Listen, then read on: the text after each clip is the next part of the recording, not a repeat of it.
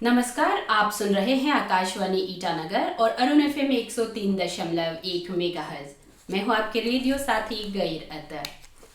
श्रोताओं, हर किसी को भ्रष्टाचार के खिलाफ प्रोत्साहित करने के लिए, इसके खिलाफ लड़ने के लिए और आम लोगों में भ्रष्टाचार या इससे होने वाले गलत परिणामों के प्रति जागरूकता फैलाने के उद्देश्य से हर साल अक्टूबर के आखिरी सप्ताह या दिन से सतर्कता जागरूकता सप्ताह यानी विजिलेंस अवेयरनेस वीक मनाया जाता है और इस साल 30 अक्टूबर से 5 नवंबर तक मनाया जा रहा है।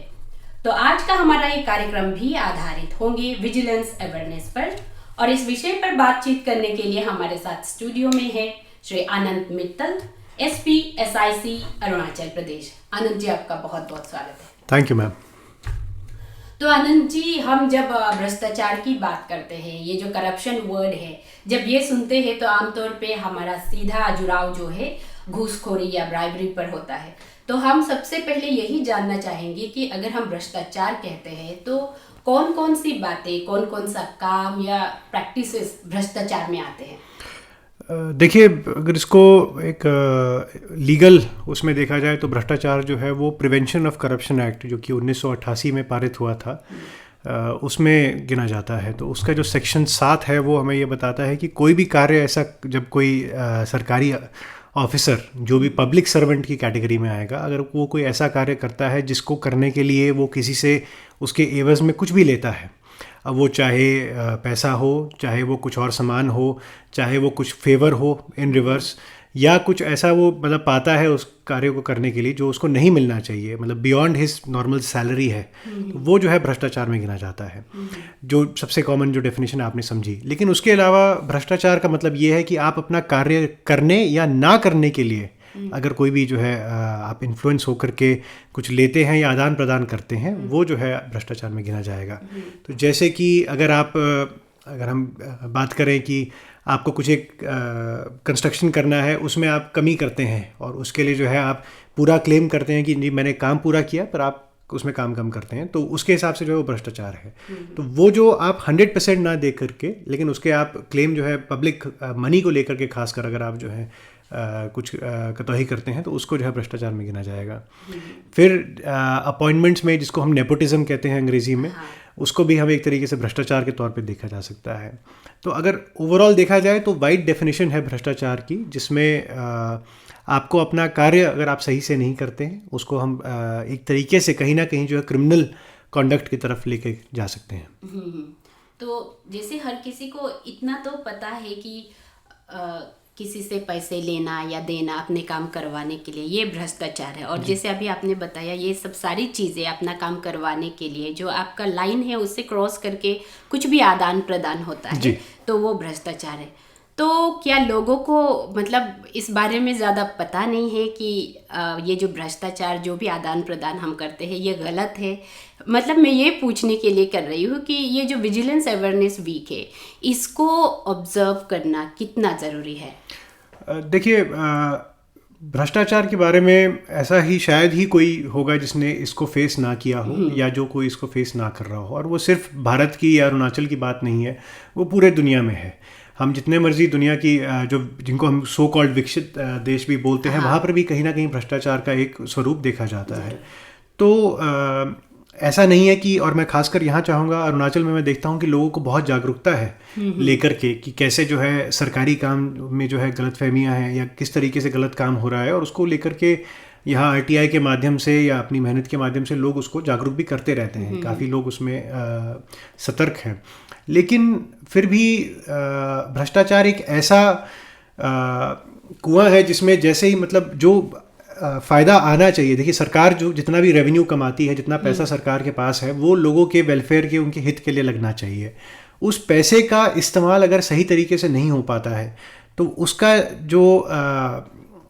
जो उसकी इफ़ेक्टिवनेस है, जो उसका मतलब जिस तरीके से वो पैसे से जो हित मिलना चाहिए वो नहीं मिल पाता है। और इसका सबसे ज़्यादा असर जो है, जो गरीब हैं या जो शोषित हैं या जो ऐसे पिछड़े वर्ग हैं जिनको इनकी ज़रूरत है ज़्यादा सरकार के सहयोग की, उनको नहीं मिल पाता। तो ये जो है, इसलिए भ्रष्टाचार को ख़त्म करना जो है वो हम सब के ऊपर एक बिल्कुल बहुत बड़ी ड्यूटी है और उसके खिलाफ काम करना ज़रूरी है। और इसीलिए 2003 में जब सेंट्रल विजिलेंस कमीशन बनाया गया, तो उसने ये विजिलेंस अवेयरनेस वीक के तौर पे जो है ये एक मुहिम शुरू की कि हर साल लोगों को जो है एक नई थीम के तौर पे हम बताएं कि देखिए भ्रष्टाचार से आपको कितना नेगेटिव इम्पैक्ट पड़ता है और कितना मतलब ज़रूरी है कि हम भ्रष्टाचार के खिलाफ जागरूक हों, उसके खिलाफ हम एक्ट करें और उसके खिलाफ जो है मिलजुल करके हम काम करें। तो इस साल की थीम जो है जो सेंट्रल विजिलेंस कमीशन ने दी है, अंग्रेजी में बोला जाए तो say no to corruption, commit to the nation. तो विजिलेंस कमीशन यही कहना चाहता है कि आप करप्शन को मना करिए या उनको ना करिए और जो है देश की उन्नति में, देश की प्रगति में और देश के आगे बढ़ने में जो है एक साथ हमारा निभाइए और भ्रष्टाचार खत्म होने से देश की प्रगति और जल्दी और अच्छे तरीके से होगी। अच्छा, अगर भ्रष्टाचार का कुछ भी मामला अगर विजिलेंस डिपार्टमेंट में हम लेकर आए तो उसका निवारण वो कर देंगे? देखिए 2-3 तरीके से इसका हो सकता है। भ्रष्टाचार का मामला जो है देखिए नॉर्मली कंप्लेंट के तौर पे आता है। अगर आप एक कंप्लेंट लेकर के आते हैं तो आप या तो हमारे पास जहाँ SIC में जो हमारा पुलिस स्टेशन है वहाँ पे आ सकते हैं या आप डायरेक्टली जो सीनियर अथॉरिटीज़ हैं जो स्टेट गवर्नमेंट की उनके पास भी भेज सकते हैं, वहाँ से भी वो नीचे हमारे पास आ सकता है। तो निवारण का मतलब जो है वो 2 तरीके से है। या तो देखिए आपकी कंप्लेंट में अगर एक क्रिमिनल मिसकॉन्डक्ट बनता है जिसके अंदर एक केस रजिस्ट्रेशन की ज़रूरत है तो हम लोग केस रजिस्टर करके उसको इन्वेस्टिगेट करेंगे और जिसके खिलाफ भी जो दोषी पाया जाएगा उसके खिलाफ हम कोर्ट में जो है अपना संज्ञान लेकर के एक चार्जशीट पेश करेंगे। कभी कभी होता है कि लोगों को लगता है कि भ्रष्टाचार है पर वो ऐसा नहीं होता है। उसमें मतलब वो डिसिप्लिनरी प्रोसीडिंग्स या मतलब जो डिपार्टमेंटल एक्शन जो है वो बनता है, उसमें वो क्रिमिनल मिसकंडक्ट नहीं बनेगा। तो क्रिमिनल और सिविल मिसकंडक्ट जो है वो थोड़ा सा उसकी एक पतली सी लाइन है, उसको समझना बहुत ज़रूरी है भ्रष्टाचार के खिलाफ लड़ाई में। लेकिन हाँ, ये ज़रूर है कि जागरूकता होना और जागरूकता के साथ साथ जो है इसको उजागर करना वो बहुत ज़रूरी है। जी, आपने RTI का जिक्र किया है तो RTI हम जब फाइल करते हैं तो इन्फॉर्मेशन तो डिपार्टमेंट से हमें मिल जाता है। फिर वो इन्फॉर्मेशन मिल के अगर हमको लगता है कि यहाँ पे गलत हुआ है तो क्या उसको फर्दर हम विजिलेंस डिपार्टमेंट में लेकर जाना है हमें? जी बिल्कुल। अगर आपके पास कोई ऐसी इन्फॉर्मेशन आती है जिसमें आपको लगता है कि कमी है और जिसमें जो है एक एनालिसिस की और एक इन्वेस्टिगेशन की ज़रूरत है तो बिल्कुल आप उसको विजिलेंस डिपार्टमेंट में लेकर के आइए, हमारे पास SIC में लेकर के आइए।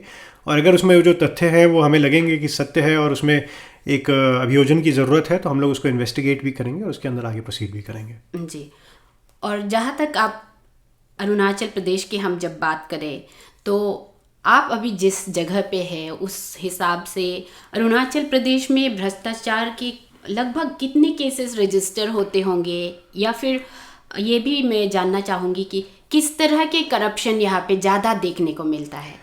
देखिए हम लोग एवरेज में अगर देखा जाए तो हर साल घटते बढ़ते रहते हैं, पर अगर मैं पिछले 5 साल का एवरेज देखूं तो करीब 13 से 14 केस हर साल हम लोग रजिस्टर करते हैं जो कि करप्शन के केसेस हैं, जो रेगुलर केसेस हैं।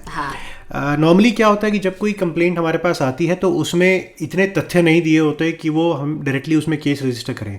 तो पहले हम उसमें एक इंक्वायरी करना पसंद करते हैं कि भाई क्या जो इन्होंने बात कही है उसमें कुछ पुख्ता सबूत भी कुछ मिल पाएंगे कि नहीं मिल पाएंगे और इसमें बात में कुछ दम है कि नहीं है। तो उसको हम एक इंक्वायरी के तौर पे शुरू करते हैं। तो उसको अगर देखा जाए तो वो करीब 25 से 26 इंक्वायरीज हर साल हमारे पास आती हैं। तो टोटल मिला के करीब 35 to 40 केसेस जो हैं हम लोग ऑन एन एवरेज, मतलब अगर ओवरऑल केसेस और इंक्वायरीज को मिला करके हम लोग हर साल में इन्वेस्टिगेट करते हैं। हर साल में? जी। और किस तरह के केसेस ज़्यादा देखें, किस तरह का करप्शन ज़्यादा देखने को मिलता है? अरुणाचल में देखिए अब तक मेरे एक्सपीरियंस में जो है हर तरीके का मिक्स रहा है, लेकिन सबसे ज़्यादा जो है वो क्रिमिनल मिसकॉन्डक्ट जिसको हम कहेंगे कि जब किसी पब्लिक सर्वेंट ने अपनी जो पावर है या अपनी जो ड्यूटी है उसको मिसयूज़ करके जो है पब्लिक फंड्स के साथ जो है घोटाला किया है या उसका जो है पैसे का सही उपयोग ना करके या तो अपने आप को या अपने परिवार वालों को अगर मतलब एनरिच करने के लिए जो है उसने पैसे का इस्तेमाल किया है या जो उसको कार्य करना था उस पैसे से उसने वो नहीं करके कुछ और कार्य किया है, वो हमारे पास सबसे ज़्यादा केसेस जो हैं देखने को मिले हैं अब तक। और जो लोग कंप्लेन लेकर आते हैं क्या उनकी जो पहचान है वो क्या गोपनीय रखते हैं? देखिए जो सेंट्रल विजिलेंस कमीशन के जो ऑर्डर्स हैं और जो भारत में DOPT जो department of personal and training Bharat सरकार का जो विभाग है उसके जो ऑर्डर्स हैं वो ये कहते हैं कि किसी भी अनोनिमस कंप्लेंट पे, मतलब जिसमें कोई नाम नहीं लिखा है या ऐसा जिसमें कोई गलत नाम लिखा है जो अपना आदमी अपने आप को पहचानना नहीं चाहता, उसकी लिखित कंप्लेंट पे आप जो है कोई भी अभियोजन शुरू नहीं कर सकते। क्योंकि देखिए, जब एक बार केस रजिस्टर हो जाता है तो जिस पब्लिक सर्वेंट के खिलाफ है उसके खिलाफ भी एक तरीके से एक स्टिग्मा बन जाता है, उसका भी एक जो है बदनामी होती है। तो उसमें भारत सरकार का बहुत क्लियर है कि आप अगर केस रजिस्टर करवाना चाहते हैं तो आपको अपना नाम देना ही पड़ेगा, आपको अपनी डिटेल्स देनी ही पड़ेंगी, क्योंकि उसी के बेसिस पे केस आगे होगा। लेकिन इसका मतलब ये नहीं है कि अगर आप कुछ उजागर करना चाहते हैं, आपके पास कोई तथ्य हैं, तो आप हमारे को आके बताएं। अगर आप मिलकर के बता सकते हैं, और हम जो है कोशिश ये करते हैं कि हम आपकी जो पहचान है उसको गोपनीय रखें। अगर आप कभी कभी ऐसा होता है कि हमारे पास कुछ लोग आए हैं जिनके पास सबूत या पेपर्स नहीं है, पर वो लोग आके हमें बताते हैं कि हमें ऐसा पता लगा है और हमें ये पता है कि ऐसा हो रहा है, तो उसके तहत हम कार्रवाई कर सकते हैं। उसमें हम उनकी पहचान गोपनीय रख सकते हैं। हाँ, हर चीज़ की दो पहलू होती है। अगर आप बता भी देते हैं, आपके पास डॉक्यूमेंट्स भी नहीं है, प्रूफ नहीं है, तो एक दिक्कत भी है। और अगर आप एनोनिमस को भी अगर आप एक्शन लेना शुरू कर दे तो क्या पता कोई दुश्मनी भी निकाल सकते। वो उसी को देख करके जो है, जो विजिलेंस कमीशन है और जो भारत सरकार है उसने ये गाइडलाइंस निकाली हैं। तो अनोनिमस और सूडोनॉमस, मतलब कि बिना नाम की कंप्लेंट्स या जिसमें कोई गलत नाम दिया हो, या जिसने अपने बारे में सत्य नहीं बताया हो, उस कंप्लेंट पे जो है हमारे को कार्य करने की जरूरत नहीं मानी जाती। हाँ, वही। और लेकिन कई बार ऐसे हो जाता है कि आपको कुछ पता है, स्पेशली ऑफिस में जहाँ पे जो छोटे पद के लोग होते हैं उन्हें कुछ पता है, पर वो बोलना नहीं चाहता है, क्योंकि अगर नाम उजागर हो गया तो उनके जो नौकरी है वो दाव पे लग सकती है। तो ऐसे केसेस भी होते हैं। बिल्कुल, उसमें मैं उनको यही बोलूँगा कि वो डायरेक्टली जो है मुझसे या जो मेरे ओसी जो डीवाईएसपी हैं हमारे, उनसे मिलें और उनको जो है अपनी बात बताएं, और अगर उनके पास कोई तथ्य हैं तो वो भी दे, और हम उसको पूरी कोशिश करेंगे कि बिना उनका नाम उजागर किए हम उस बात को आगे लेकर के जाएं। इनफैक्ट हमारे पास कुछ एग्जांपल्स हैं भी जिनमें कई लोग ऐसे सामने आए हैं और उन्होंने कुछ बातें बताई हैं जिसको जब बाद में हमने वेरीफाई किया तो सत्य निकली। तो उसके बेसिस पे हम अभी 1-2 अभियोजन चला भी रहे हैं। तो अपने श्रोताओं को तो यही बोलना चाहूँगी, जो लोग हमें सुन रहे हैं, एक जिम्मेदार नागरिक की तरह एक अच्छा तथ्य को लेकर, सही को लेकर जाइए। किसी के प्रति कुछ दुश्मनी निकालने के लिए अगर इस तरह से होंगे तो जो राइट्स हमें मिलता है वो बेकार चला जाता है, क्योंकि जिसे गवर्नमेंट ने बनाया है कि ऐसे नहीं कर सकते। अगर हम जिम्मेदार होते तो शायद ऐसे नौबत ही नहीं आती कि बिना नाम का कंप्लेन हम नहीं ले सकते। तो हमें खुद जागरूक रहना चाहिए, एक जिम्मेदार नागरिक बनना चाहिए। तो और अगर कोई इस तरह के केस रिपोर्ट करना चाहे तो कहाँ जाकर करे, कैसे करे, शुरुआत कैसे करे? देखिए, अभी तक जो है अरुणाचल में जो है जिस तरीके से यहाँ पे सिस्टम डेवलप हुआ है, अभी तक हम लोगों ने कोई हेल्पलाइंस या ऐसी शुरू नहीं कर पाए हैं, ऑल्दो ये प्रोसेस में है। तो हम लोग ये कोशिश कर रहे हैं कि एक विजिलेंस हेल्पलाइन भी यहाँ पर शुरू की जाए। और अभी छोटे ही समय में हम लोग जो है सोशल मीडिया के माध्यम से भी लोगों से इंटरैक्ट करना, उनसे वार्तालाप करना शुरू करेंगे। लेकिन अभी करंट सिचुएशन ये है कि अगर आपके पास कोई भी ऐसी जानकारी है या कोई ऐसी बात आप रखना चाहते हैं तो हमारे पास आप आएँ और हमसे फिजिकली मिल करके, जो हमारा थाना है यहाँ पे ईटानगर में SIC का, वहाँ पे आकर के या आप मेरे ऑफिस में आकर के मिलें और मुझे जो है अपनी बात बताएं। जी, तो अगर हम ये विजिलेंस अवेयरनेस वीक की बात करें तो जैसे हम अपने ऑफिस में भी करते हैं और सोशल मीडिया पे भी हमने काफ़ी देखा है, शपथ लेते हैं या फिर कुछ क्विज कंपटीशन या कुछ कार्यक्रम करते हैं। तो मैं आपसे ये पूछना चाहूँगी कि इसके अलावा हम ऐसे क्या कर सकते हैं जिससे हम करप्शन को रोकने में जो मददगार हो सकता है? देखिए, सबसे ज़रूरी जो है वो ये समझना है कि आप और आपके कार्यों से कैसे करप्शन जो है रुकने के लिए अगर आप चाहें तो मतलब रोक सकते हैं। सबसे पहली बात यह है कि आप उसके भागीदारी ना बने किसी भी तरीके से। चाहे अगर कोई आपसे घूस मांगता है तो आप उसको ना दें, बल्कि उसके बारे में जो है अथॉरिटीज़ को बताएं। उसके साथ ही अगर आप एक ऐसे पद पर हैं जहां पर आपके पास पावर है और आप उसका मिसयूज़ ना करें, वो बहुत ज़रूरी है। इसके अलावा जो हम लोग बोल सकते हैं कि सरकारी तौर पे या आधिकारिक तौर पे हम ये कहा जा सकता है कि अगर कोई डिपार्टमेंट है वो डिस्क्रेशन जिसको हम बोलते हैं कि मतलब मेरे पास ये पावर है कि मैं कुछ भी डिसाइड कर सकता हूँ, चाहे मैं बाएं की तरफ डिसाइड करूँ चाहे मैं दाहिना तरफ करूँ, उसको जितना हम कम करेंगे ये दायरा जो है, और जितना हम रूल्स प्रोसीजर्स इस्टेब्लिश करेंगे कि अगर आपके पास ऐसा सवाल है तो उसका यही जवाब दिया जाएगा। और सरकार जो है जो अपने SOPs जो बनाती है वो उतने ज़्यादा करेगी। उसके साथ ही जो डिपार्टमेंट्स हैं वो अपनी इन्फॉर्मेशन को वॉलंटियरली पब्लिक के साथ शेयर करें, चाहे इवन आरटीआई के अंदर जो है एक प्रोविज़न है जिसमें ये कहा जाता है कि डिपार्टमेंट्स मैक्सिमम अपनी इन्फॉर्मेशन जो है वो ऑनलाइन, चाहे वेबसाइट के थ्रू या किसी और माध्यम से जो है लोगों के पास लेकर के जाएं। तो जितना हम पब्लिक मतलब जो ऑफिस फंक्शनिंग है उसको ट्रांसपेरेंट रखेंगे और लोगों को जो है मतलब उनको अपने आप जायज़ देखने देंगे कि भाई देखिए हमारा काम जो है वो बिल्कुल पुख्ता है और हम लोग इसमें कोई इधर उधर की बात नहीं कर रहे हैं, उतना ही अच्छा जो है वो करप्शन कम करने के लिए वो रहेगा।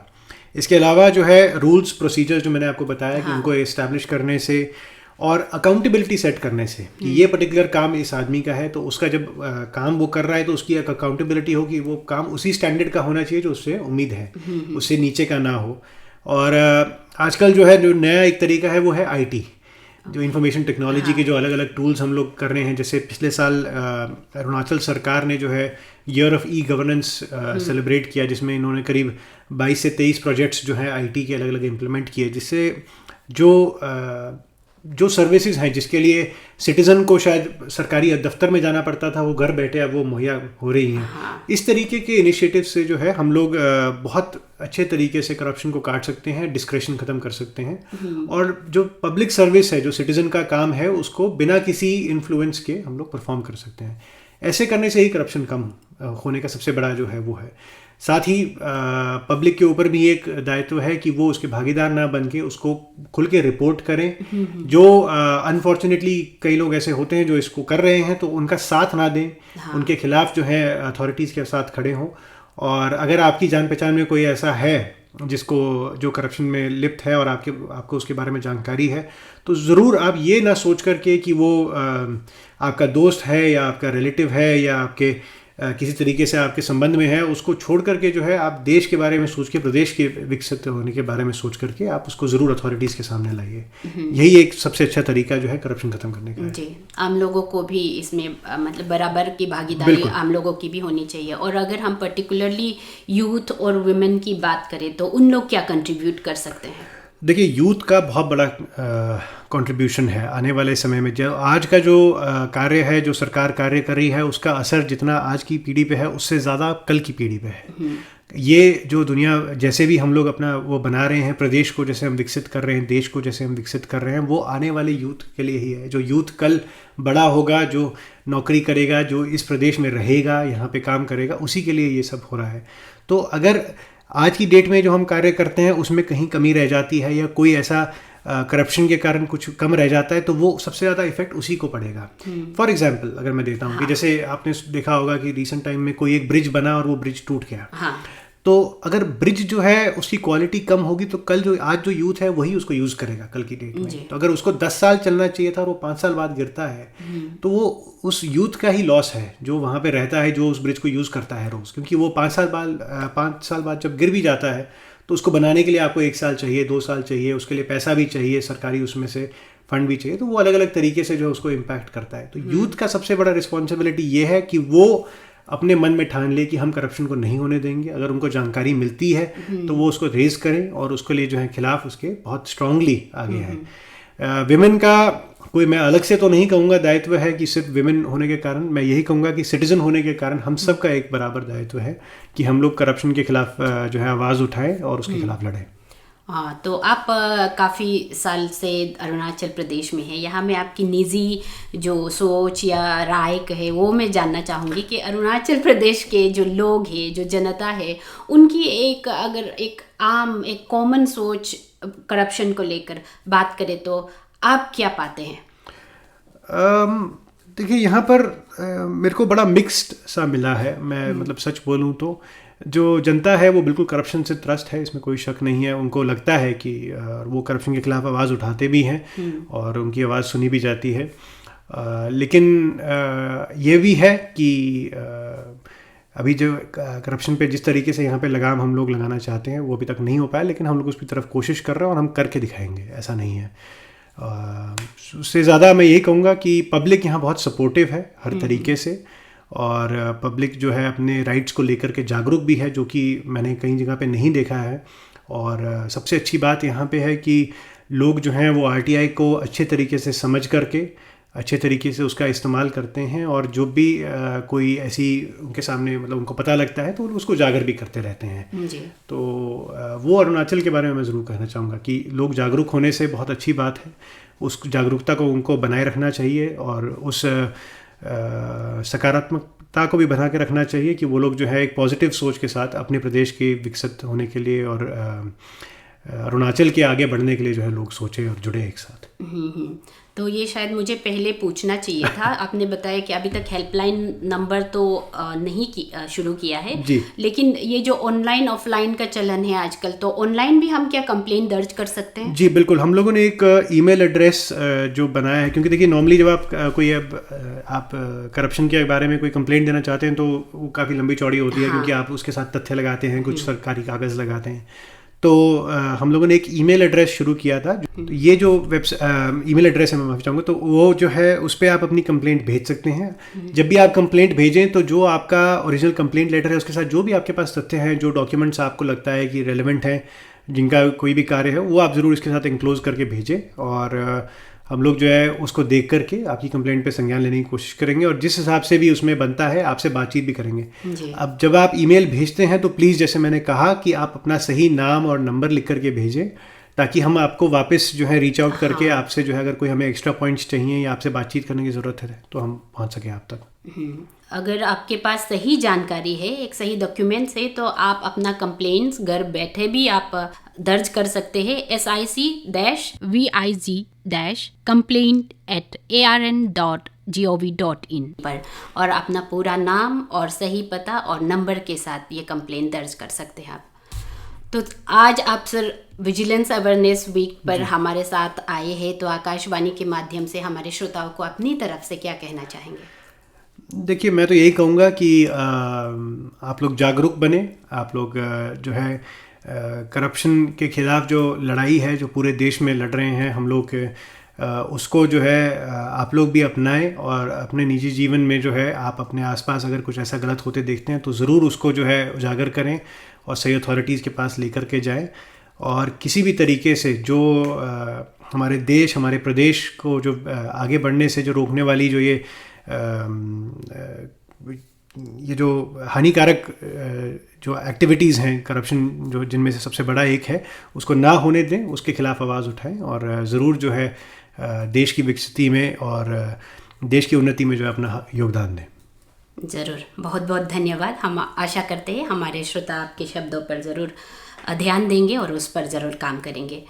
तो श्रोताओं, आप सुन रहे थे आज विजिलेंस अवेयरनेस वीक पर हमारी बातचीत, और हमसे बातचीत कर रहे थे श्री अनंत मित्तल, SP SIC अरुणाचल प्रदेश। अनंत जी, आप हमारे स्टूडियो में आए और समय निकाला इस बहुत ही महत्वपूर्ण विषय पर हमसे बातचीत करने के लिए। आपका बहुत बहुत धन्यवाद। मेरे को बुलाने के लिए बहुत बहुत शुक्रिया।